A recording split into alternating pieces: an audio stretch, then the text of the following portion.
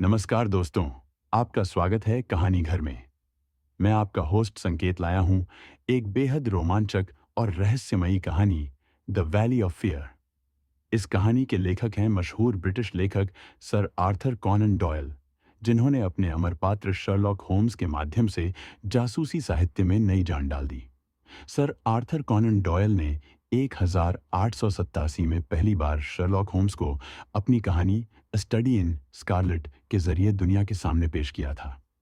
Holmes अपनी अनोखी सोच, तार्किक विश्लेषण और गूढ़ रहस्यों को सुलझाने की काबिलियत के लिए आज भी पूरी दुनिया में मशहूर है। द वैली ऑफ फियर उनकी प्रसिद्ध कृतियों में से एक है, जिसमें रहस्य, हत्या और अतीत के गहरे राज उलझे हुए हैं। ये कहानी आपको आखिर तक बांधे रखेगी, क्योंकि इसमें न सिर्फ एक खतरनाक गिरोह का पर्दाफाश होता है, बल्कि दोस्ती, विश्वासघात और अपराध की पेचीदगियों का भी बेहद दिलचस्प चित्रण किया गया है। तो आइए, एक बार फिर हम कदम रखते हैं शर्लॉक होम्स की रहस्यमयी दुनिया में, जहां हर सुराग एक नए सच का इशारा करता है और हर कदम खतरे की ओर बढ़ता है। चलिए प्रवेश करते हैं द वैली ऑफ फियर में। लंदन की सर्दियों की एक रात थी। आसमान पर काले बादल घिरे हुए थे और ठंडी हवा सड़कों पर बह रही थी। बैकर स्ट्रीट की गलियां सुनसान थीं, मानो कोई बड़ी आंधी के आने का संकेत दे रही हों। घड़ियों में रात के 11 बज रहे थे, लेकिन 221 भी बेकर स्ट्रीट के कमरे में हल्की पीली रोशनी जल रही थी। आग के पास बैठा मैं, डॉक्टर जॉन वॉटसन, एक पुरानी किताब पढ़ने में डूबा हुआ था, जबकि मेरे सामने बैठे शर्लॉक होम्स पाइप के कश लेते हुए गहरी सोच में डूबे हुए थे। उनकी आंखें बुझती हुई आग पर टिकी थीं और उनकी उंगलियां पाइप के स्टेम को हल्के हल्के सहला रही थीं। आज का दिन बड़ा शांत है, मैंने चुप्पी तोड़ते हुए कहा। होम्स ने हल्की मुस्कान दी। डॉक्टर वॉटसन, जब दुनिया शांत होती है, तभी सबसे खतरनाक घटनाएं जन्म लेती हैं। इतना कहकर उन्होंने अपनी पाइप को किनारे रखा और मेज पर फैले अखबार के कुछ कटिंग्स देखने लगे। तभी दरवाजे पर तेज दस्तक हुई। 3 जोरदार खटखटाहटें, जैसे कोई घबराया हुआ व्यक्ति बेचैनी में खड़ा हो। रात के इस वक्त कौन आ सकता है? मैंने हैरानी जताई। जवाब दरवाजे के पीछे खड़ा है, होम्स ने संक्षिप्त जवाब दिया और उठकर दरवाजे की ओर बढ़े। दरवाजा खुलते ही इंस्पेक्टर मैकडोनाल्ड तेजी से अंदर आए। उनकी भारी सांसें और चेहरे पर घबराहट साफ झलक रही थी। मुझे माफ करें श्रीमान होम्स, उन्होंने कहा, मगर मामला बहुत गंभीर है। क्या हुआ मैकडोनाल्ड? होम्स ने गंभीर स्वर में पूछा। इंस्पेक्टर ने अपनी जेब से एक मुड़ा तोड़ा कागज निकाला और उसे होम्स के हाथ में थमा दिया। कागज पर सिर्फ एक वाक्य लिखा था, डगलस खतरे में है, बीरस्टोन को बचाइए। यह संदेश किसने भेजा? होम्स ने कागज को ध्यान से देखते हुए पूछा। यह मेरे दफ्तर में एक लड़का छोड़ गया था। उसने कहा कि संदेश बेहद जरूरी है। डगलस कौन है? मैंने उत्सुकतापूर्वक पूछा। एक धनी व्यक्ति जो बीरस्टोन हवेली में रहता है, इंस्पेक्टर ने समझाया। वो हाल ही में अमेरिका से लौटा था और उसकी जिंदगी में कई रहस्य छुपे हुए हैं।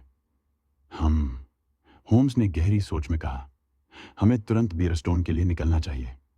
अगली सुबह जब कोहरा अभी भी बिछा हुआ था, हम तीनों एक घोड़ा गाड़ी में बैठकर बीरस्टोन की ओर निकल पड़े। पहियों के नीचे सड़क की नमी से निकलती चरमराहट की आवाज यात्रा को और रहस्यमय बना रही थी। होम्स, आपको क्या लगता है कि यह संदेश किसने भेजा होगा? मैंने पूछा। डगलस के किसी करीबी ने, होम्स ने जवाब दिया। और मुझे शक है कि मामला साधारण नहीं है। सड़क के दोनों ओर गीली घास और पत्तों पर ओस की बूंदें चमक रही थीं। हल्की खिड़की के शीशों को धुंधला कर रही थीं। गाड़ी में बैठे बैठे इंस्पेक्टर मैकडोनाल्ड के माथे पर चिंता की लकीरें गहरी हो रही थीं। डगलस के घर पहुंचने पर उम्मीद है कि हम कुछ साफ सुराग पाएंगे, होम्स ने आत्मविश्वास से कहा। बीरस्टोन हवेली एक विशाल पुरानी इमारत थी। उसके ऊंचे गेट पर जंग लगे लोहे के दरवाजे थे, जो चीखते हुए खुले। हवेली के सामने का बगीचा सूख चुका था और बिखरी हुई पत्तियां जमीन पर अजीब सी सरसराहट कर रही थीं। हम जैसे ही दरवाजे पर पहुंचे, एक नौकर ने हमें भीतर बुलाया।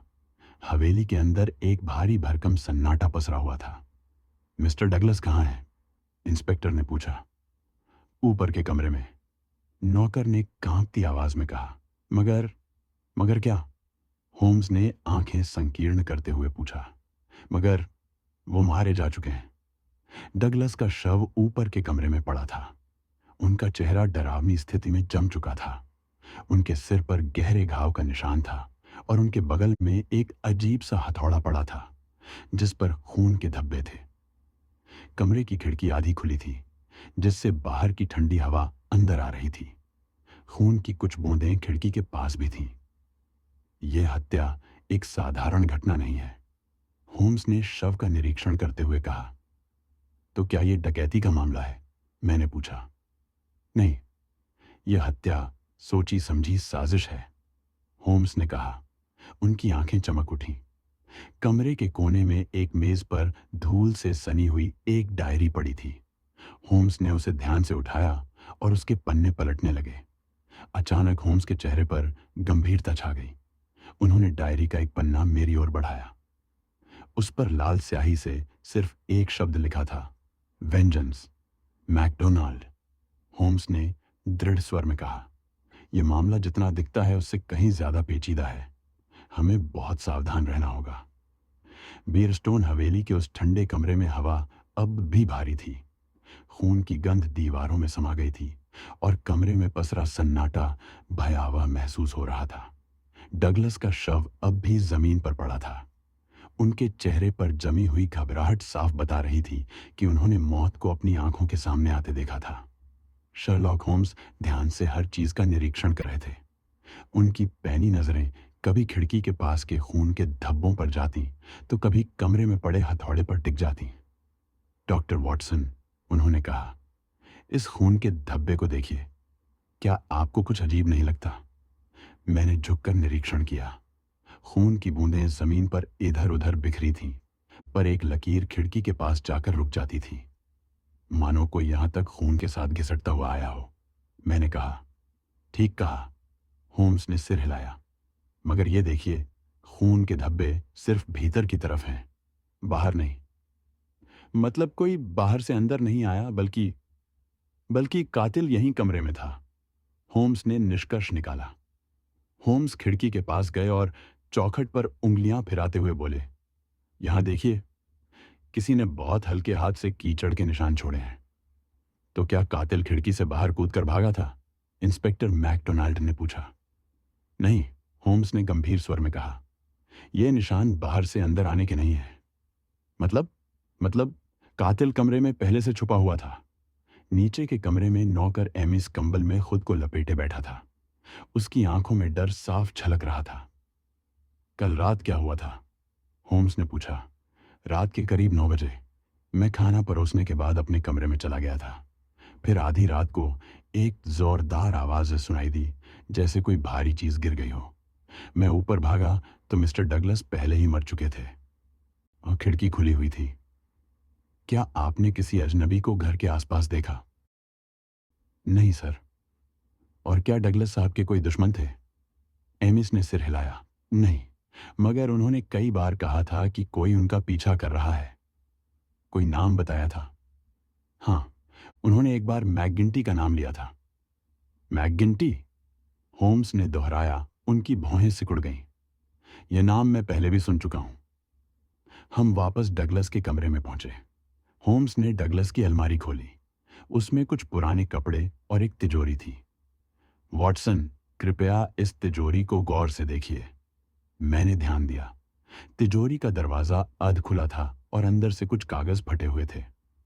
यहां जरूर कुछ महत्वपूर्ण दस्तावेज रहे होंगे, मैंने कहा। और वो दस्तावेज अब किसी के हाथ लग चुके हैं, होम्स ने गहरी आवाज में कहा। तभी उनकी नजर अलमारी के कोने में रखे एक धूल भरे फोटो फ्रेम पर गई। उन्होंने उसे उठाया और शीशे को अपनी रुमाल से साफ किया। फोटो में डगलस खड़ा था, मगर उनके साथ कुछ और लोग भी थे, 6 आदमी, सभी गंभीर चेहरों वाले। फोटो के नीचे लिखा था, वर्मन क्लब शिकागो, 1875, शिकागो। होम्स ने फुसफुसाया, इस हत्या की जड़ें कहीं बहुत गहरी हैं। कमरे के कोने में एक कुर्सी पड़ी थी जिसकी गद्दी के नीचे एक मुड़ा तोड़ा कागज छुपा था। यह देखिए, मैंने उत्साहित होकर कहा। होम्स ने कागज खोला। उस पर अजीब सी लिपि में कुछ लिखा हुआ था। 534 C213। यह कोई कोड है। होम्स ने चौंकते हुए कहा। क्या आप इसे हल कर सकते हैं? मैंने पूछा। होम्स के चेहरे पर हल्की मुस्कान आई। डॉक्टर वॉटसन, यह कोड कोई साधारण कोड नहीं है। यह फ्रीमेसन लॉज का गुप्त कोड है। इसका मतलब है कि हम किसी बहुत खतरनाक गुप्त संगठन के पीछे हैं और डगलस की हत्या की जड़ें अमेरिका के माफिया से जुड़ी हो सकती हैं। अगली सुबह का मौसम उदास था। आसमान में घने बादल छाए हुए थे और हल्की हल्की बूंदाबांदी हो रही थी। हवाओं में ठंडक के साथ एक अजीब सा सन्नाटा पसरा हुआ था। शर्लॉक होम्स अपनी कुर्सी पर बैठकर चुपचाप उस कोड वाले कागज को घूर रहे थे। उनके हाथों में पाइप थी और उसका धुआं कमरे में मध्यम सा फैल रहा था। डॉक्टर वॉटसन, उन्होंने अचानक कहा, क्या आपने स्कॉवर्स के बारे में सुना है? स्कॉवर्स? मैंने चौंकते हुए पूछा। हाँ, अमेरिका का कुख्यात गुप्त गिरोह। शिकागो और पेंसिल्वेनिया के कोयला खदानों में इनका आतंक था। ये लोग धमकियां देते, हत्याएं करते और अपनी मर्जी के मुताबिक लोगों को डराकर अपना राज चलाते थे। तो क्या डगलस का इससे कोई नाता था? बहुत संभव है, होम्स ने गंभीर स्वर में कहा। डगलस का अतीत बहुत रहस्यमय लगता है और वो मैकगिंटी का नाम भी इसी रहस्य की कड़ी हो सकता है। उसी शाम जब हम बीरस्टोन हवेली में बैठे थे, दरवाजे पर अचानक जोरदार दस्तक हुई। एमीस ने दरवाजा खोला तो एक लंबा साया सा व्यक्ति अंदर आया। उसके कपड़े गीले थे और चेहरा थका हुआ लग रहा था। मेरा नाम सेसिल बार्कर है, उस आदमी ने कहा। मैं डगलस का करीबी दोस्त था और मुझे इस हत्या के बारे में जानकर गहरा आघात पहुंचा है। क्या आप जानते हैं कि डगलस अमेरिका में कहाँ रहते थे? होम्स ने सीधे सवाल किया। बार्कर ने गहरी सांस ली। हाँ, डगलस एक समय पेंसिल्वेनिया में कोयला खदानों के बीच रहा करते थे। वहां उनका नाम जॉन मैकमर्डो था। मैकमर्डो? होम्स ने फौरन नोटबुक में कुछ लिखा। तो ये तय है कि डगलस का संबंध उस गुप्त गिरोह स्कॉवर्स से था। शाम होते होते बारिश तेज हो चुकी थी। हवाएं खिड़कियों को थपथपा रही थीं और बीयरस्टोन हवेली के बड़े हॉल में ठंडक भर गई थी। होम्स ने अपने छोटे बैग से एक मोटी फाइल निकाली और उसके पन्ने पलटने लगे। डगलस उर्फ मैकमर्डो कभी स्कॉवर्स का सदस्य था, होम्स ने कहा, लेकिन बाद में उसने गिरोह का काला सच उजागर करने का फैसला किया। उसने गुप्त रूप से पुलिस को सूचनाएं देना शुरू किया, जिससे स्कॉवर्स का पूरा नेटवर्क उजागर हो गया। तो क्या डगलस को इसलिए मारा गया? मैंने पूछा। बहुत संभव है, लेकिन वो तो इंग्लैंड में रह रहे थे। क्या गिरोह के लोग इतनी दूर तक उनका पीछा कर सकते थे? अगर दुश्मन मैकगिंटी जैसा खतरनाक आदमी हो तो कुछ भी मुमकिन है। रात गहराने लगी थी। हवेली के गलियारे में सन्नाटा पसरा हुआ था। हवा में एक अजीब सा खौफ महसूस हो रहा था। डॉक्टर वॉटसन, मुझे पूरा यकीन है कि डगलस का हत्यारा अब भी यहीं कहीं है, होम्स ने धीमे स्वर में कहा। क्या मतलब? कातिल ने डगलस की पहचान उजागर करने वाले कागजात चुराए हैं, मगर उसका काम अधूरा है। मुझे शक है कि वो दोबारा लौटेगा। तो क्या हम यहाँ पहरा देंगे? बिल्कुल, और मैं चाहता हूं कि आज रात हम चौकसी बरतें। रात का पहला पहर बीत चुका था। हवेली में हर चीज शांत थी। केवल घड़ी की टिक टिक सुनाई दे रही थी। होम्स और मैं लाइब्रेरी में बैठे थे। होम्स की आंखें दरवाजे पर टिकी थीं। अचानक गलियारे में हल्की सी आहट सुनाई दी। कोई आ रहा है, होम्स फुसफुसाए। दरवाजे के पास एक साया दिखा। धीरे धीरे कोई व्यक्ति भीतर घुसा और आलमारी की ओर बढ़ा। बस अभी, होम्स फुर्ती से उछले और उस व्यक्ति को दबोच लिया। छोड़ो मुझे, उस आदमी ने झटपटाने की कोशिश की। लाइट जलाइए वॉटसन। कमरे में रोशनी होते ही हमने देखा वो शख्स कोई और नहीं बल्कि सेसिल बार्कर था। सेसिल बार्कर को रंगे हाथ पकड़ने के बाद कमरे में तनाव भरा सन्नाटा छा गया। बारिश की तेज बौछारें खिड़कियों से टकरा रही थीं और हवाओं की आवाज रहस्यमयी भय का एहसास करा रही थी। तुम यहां क्या कर रहे थे? होम्स की आवाज सख्त थी। बार्कर के चेहरे पर घबराहट झलक रही थी। उसने कांपती आवाज में कहा, मैं सिर्फ वो कागज ढूंढने आया था। कैसा कागज? डगलस ने मुझसे कहा था कि अगर उनके साथ कुछ हो जाए तो मैं उनकी डायरी जला दूं। वो नहीं चाहते थे कि उनका अतीत कभी किसी के सामने आए। डायरी कहाँ है? यही तो मैं ढूंढने आया था, मगर वो पहले ही गायब हो चुकी है। होम्स कुछ देर सोचते रहे। डगलस की डायरी ही वो राज है जिसने उनकी जान ली, और अब उस डायरी का कातिल के हाथ लग जाना सबसे बड़ा खतरा है। अगली सुबह का मौसम पहले से भी ज्यादा सर्द था। आसमान पर धुंध छाई हुई थी और ठंडी हवा ने हवेली को और अधिक वीरान बना दिया था। वॉटसन, हमें गांव के पोस्टमास्टर से मिलना चाहिए, होम्स ने अचानक कहा। हमने बीरस्टोन गांव की संकरी गलियों को पार किया और पोस्ट ऑफिस पहुंचे। वहां एक बूढ़े व्यक्ति ने हमारा स्वागत किया। क्या हाल ही में कोई संदिग्ध चिट्ठी आई थी? होम्स ने पूछा। पोस्टमास्टर ने कुछ रजिस्टर खंगाले और एक लिफाफा निकाला।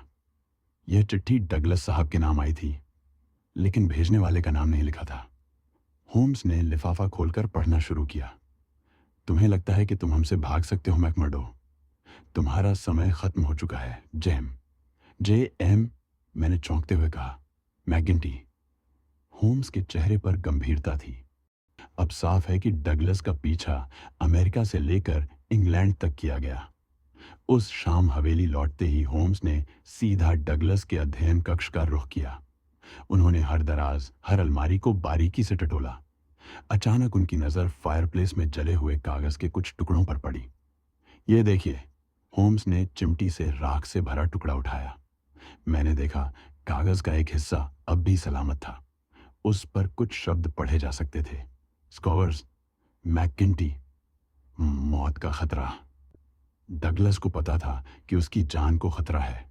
होम्स बुदबुदाए। यही वजह थी कि उसने बारकर को डायरी जलाने को कहा था, मगर कोई और उससे पहले पहुंच गया। उस रात हवेली में घना अंधकार था। हर कोने में सन्नाटा पसरा था, मगर माहौल में एक अजीब सा भय मंडरा रहा था।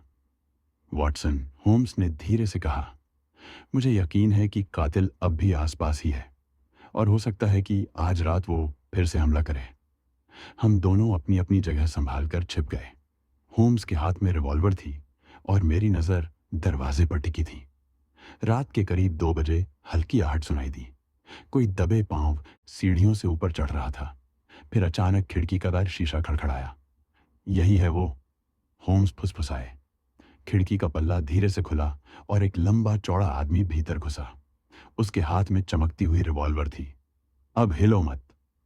होम्स की आवाज गरजी और उन्होंने फुर्ती से उस आदमी पर रिवॉल्वर तान दी।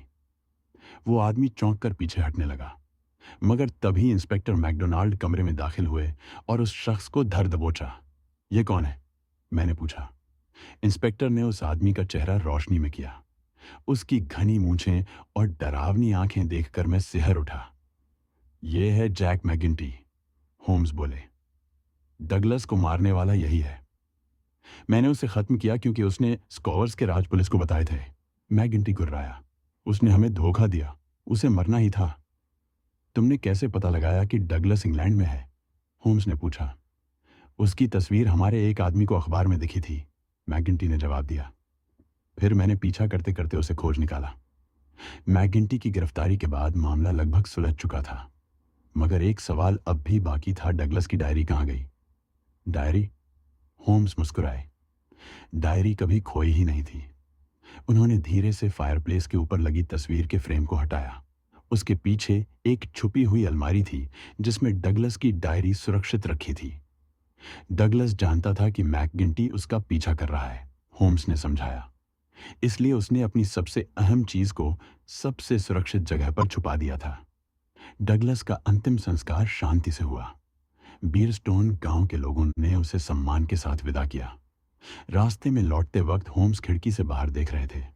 आसमान साफ हो चुका था और सूरज की हल्की रोशनी पहाड़ियों पर बिखरी हुई थी। वॉटसन, होम्स ने अचानक कहा, इस घटना ने एक बात तो साफ कर दी, अतीत चाहे कितना भी छिपा हो, आखिरकार वो हमारे सामने आ ही जाता है।